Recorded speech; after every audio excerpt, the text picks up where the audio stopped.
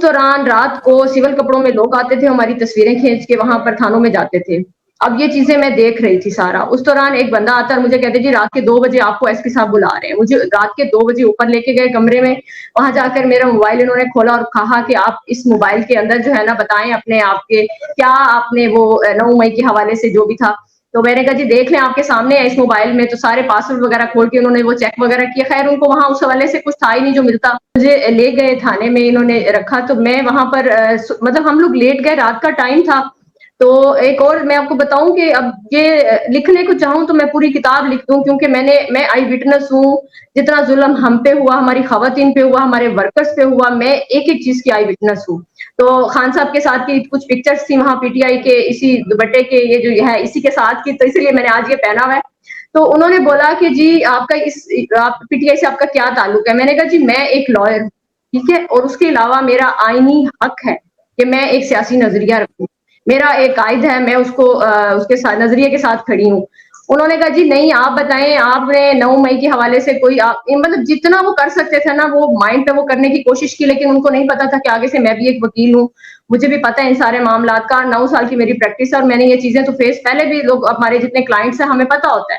لیکن سر انہوں نے پریشر رائز کرنے کی بہت کوشش کی. مجھے یہاں تک کہا کہ آپ کچھ لکھ کے دے دیں کہ آپ کا ان سے کوئی تعلق نہیں اور عمران خان کے خلاف بات کریں. میں نے کہا جی میں اپنی جان دے سکتی ہوں, یہ کام نہیں کر سکتی ہوں.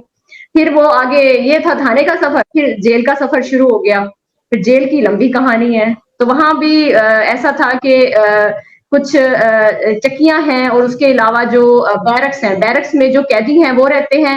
چکیوں میں خواتین کو علیحدہ رکھا جاتا ہے, وہ ایک تنگ سا کمرہ ہوتا ہے, وہاں رکھا جاتا ہے. مجھے رکھا گیا تھا قیدیوں کا, ختیجہ شاہ اور میرا ساتھ ساتھی بستر تھا, اور ہمارا اکٹھا ہی ٹائم کافی گزرا وہاں پر. ہماری بہت سی خواتین اور بھی آئیں, ایون کہ میں آپ کو بتاؤں ہماری کچھ خواتین تھی جو زمین پہ سوتی تھی, ان کو بستر بھی پرووائڈ نہیں کیے گئے اور وہ روتی تھی, تکلیف میں تھی. اور مینٹلی ٹارچر اس طرح کا تھا کہ شروع میں جب میں نے کھانا کھایا وہاں کا تو وہ اسمیل آتی تھی. تو پھر میں نے وہاں سے پوچھا, انہوں نے کہا جی اس میں میڈیسن ہے. سر جب مجھے لے گئے وہاں 2 دن, مجھے یاد ہے کہ میں بالکل بے ہوش تھی, کوئی مجھے پتا نہیں تھا. تو اس میں نیند کی میڈیسن وہ ڈالتے تھے. پھر ہم نے جب بار بار سپرڈینٹ کو ریکویسٹ کی اور سارا کچھ کیا تو انہوں نے پھر جا کر وہ کھانا ٹھیک کیا.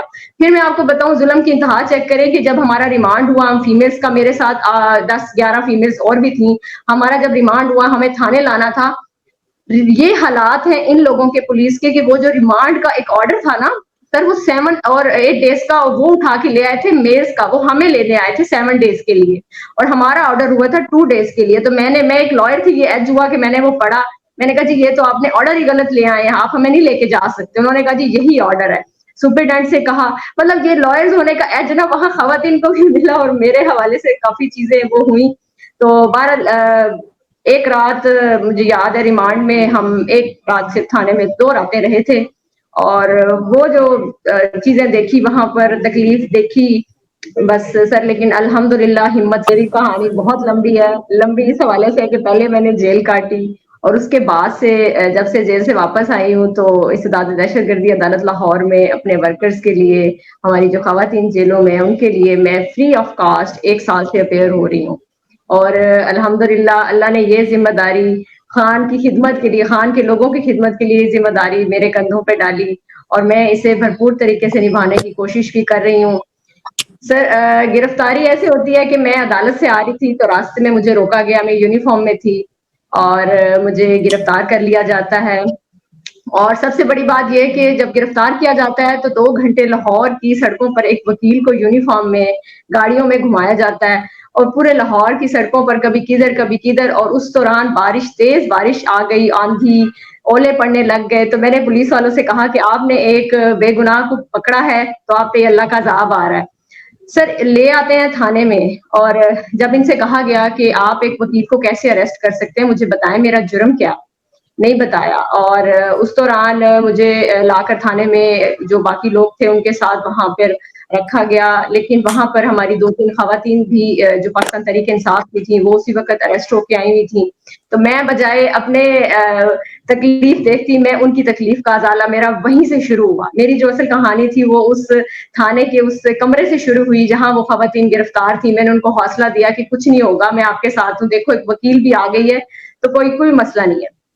بس وہ رات تھی گزاری، اگلے دن ہمیں عدالت میں پیش کیا گیا. جب مجھے عدالت میں جج کے سامنے لے کے گئے تو میں نے جج صاحبہ سے کہا کہ ابھی ریسنٹلی ہی ہمارے جو وکلا پروٹیکشن ایکٹ ہے وہ آیا ہے، اور یہ نون لیگ کی گورنمنٹ میں ہی وہ آیا تھا، اور اس کے دوران آپ کسی بھی وکیل پہ جو ہے وہ دہشت گردی کا پرچہ نہیں کر سکتے.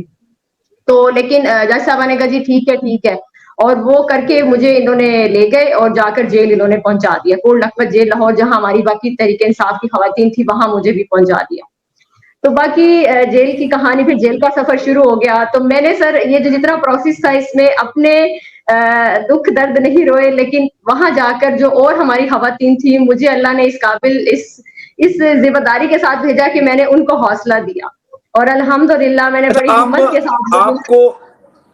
آپ کو گرفتار اس لیے کیا گیا کیونکہ آپ یاسمین راشد صاحبہ سے ملی تھی اور وہ یہ کہتے ہیں کہ آپ پتہ نہیں کوئی پیغام رسائی کر رہی تھی، کچھ ایسا، کوئی آپ نے پرچی ورچی دی تھی، کیا کیا تھا آپ نے؟